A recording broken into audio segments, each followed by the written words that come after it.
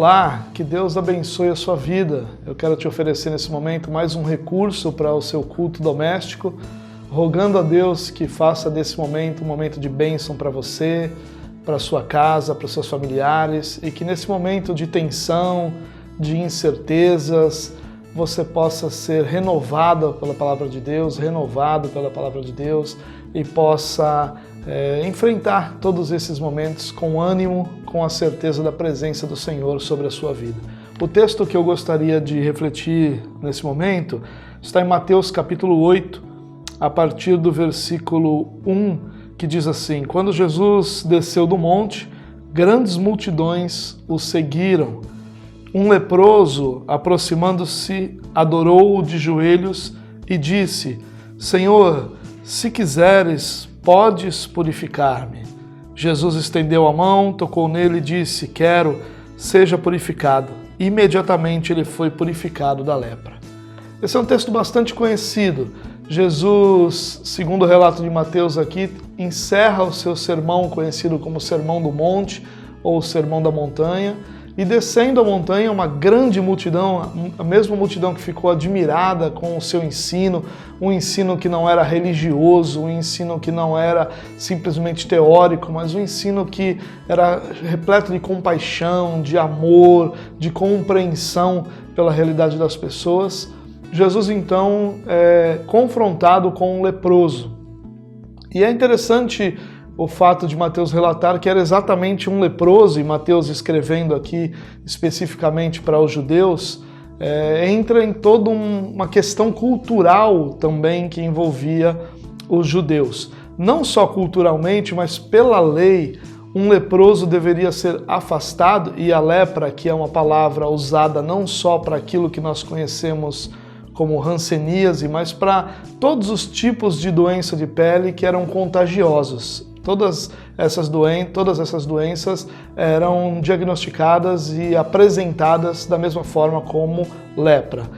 E qualquer pessoa que tinha essa doença, ou alguma dessas doenças de pele, deveria ser afastado do convívio pessoal, deveria ser colocado para fora da cidade. Naquela época, as cidades eram afastadas umas das outras, normalmente cercadas por muros altos que eram a defesa da cidade, e do lado de fora dessa cidade, onde não havia muita proteção e não havia nenhum tipo de urbanidade como havia dentro dos muros, moravam os leprosos e muitas outras pessoas, mas em essência os leprosos também. E um desses homens, afastado da sociedade, colocado completamente à parte do convívio social, se aproxima de Jesus. Ele não poderia fazer isso, pela lei ele poderia ser apedrejado caso ele se aproximasse a uma certa distância de qualquer pessoa, mas ele faz isso por fé. E é interessante também lembrar que a lepra é um símbolo, uma representação do pecado. A palavra de Deus costumeiramente associa a lepra ao pecado. Não que a lepra seja causada pelo pecado, mas ela representa o pecado. Então, da mesma forma como nós estamos vendo aqui um homem afastado do convívio da sociedade por causa de uma doença física, nós também vemos a figura do afastamento do homem do próprio Deus através do pecado. O pecado afasta o homem de Deus, assim como a lepra afastava, nessa época de Jesus aqui, o homem do convívio da sociedade. Mas ele se aproxima. E esse homem só pode fazer isso porque ele cria em Jesus, senão ele corria risco de ser apedrejado. Então ele cria que Jesus iria tratá-lo com misericórdia, ao contrário de apedrejá-lo. E da mesma forma, nós só podemos nos aproximar de Deus contando com a misericórdia de Deus, porque os nossos pecados, se fossem colocados apenas diante da plena justiça de Deus, acarretaria a nossa morte. É isso que Paulo diz, que o salário do pecado é a morte. E nós só podemos nos aproximar de Jesus pela fé, crendo na sua misericórdia, crendo na justiça, o melhor ainda, crendo na justificação que recebemos através da obra de Jesus. E é isso que esse homem faz. Ele se aproxima de Jesus, ele se aproxima com a postura correta, E o texto diz que ele adora Jesus de joelhos e diz: se quiseres, podes purificar-me. Essa postura correta implica aqui, segundo o relato de Mateus, numa postura de adoração. O que isso significa? Reconhecimento de grandeza e de diferença. Ele se coloca de joelho, não numa condição de humilhar-se, mas numa condição de engrandecer aquele diante de quem ele estava de joelhos. E a oração mostra uma segunda postura correta. Ele diz: se quiseres. Ele sabe que não havia nada nele que poderia exigir de Jesus qualquer tipo de ação, nem que existia nada que poderia fazer com que ele merecesse qualquer ação da parte de Jesus. Ele sabia que não havia nada nele, absolutamente nada nele, que levasse Jesus a fazer algo por mérito desse próprio homem. Por isso ele se coloca de joelhos, ele reconhece essa diferença, reconhece a autoridade, reconhece a divindade do próprio Jesus, porque os judeus só se ajoelhavam diante da divindade, e ele reconhece também que se Jesus quisesse, ele poderia purificá-lo. Ele reconhece que Jesus é capaz, mas reconhece que todas as coisas acontecem segundo a sua vontade. Não havia méritos nele, não havia direitos para ele, mas havia fé de que Jesus agiria com misericórdia.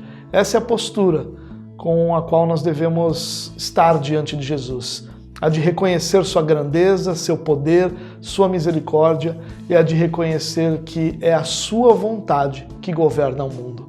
É a sua vontade que governa todas as coisas e que dirige todas as coisas. Qual é o resultado? Jesus estende a mão, toca naquele homem e diz: quero, seja purificado. Quando Jesus toca naquele homem, segundo a lei de Moisés, Jesus se tornaria impuro. Mas aqui acontece algo espetacular. Ao invés do impuro tornar o puro impuro, acontece o oposto. O puro purifica o impuro. Então, aquele toque que Jesus faz naquele homem, que deveria torná-lo impuro, causa um outro efeito, o efeito de purificar aquele homem. E Jesus diz para ele: eu quero. Porque exatamente essa é a postura de Cristo, a postura de desejar transformar a nossa vida. Todos aqueles que vão a Ele em busca de transformação, em busca de purificação, em busca de nova vida, vão ouvir dele: eu quero, seja você purificado. E o impuro vai ser tocado pelo puro e será purificado. Porque o que o texto diz é que imediatamente ele foi purificado da lepra. Não foi um processo, mas foi um evento. Jesus tocou naquele homem, declarou sua vontade de que ele fosse purificado, e aquele homem foi purificado.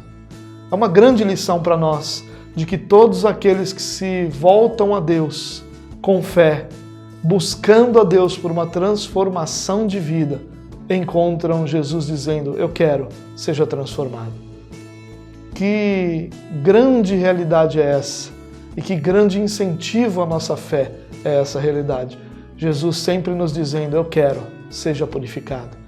Basta que nós, colocando a nossa fé em ação, busquemos a Deus, busquemos a Ele, e diante dele nós possamos dizer: Senhor, eu sei que eu preciso dessa realidade, mas eu sei que não é o que eu quero que governa o mundo, mas é a tua vontade. Se o Senhor quiser, o Senhor pode me purificar. Se o Senhor quiser, o Senhor pode mudar essa realidade sobre a minha vida. Se o Senhor quiser, tudo pode ser diferente.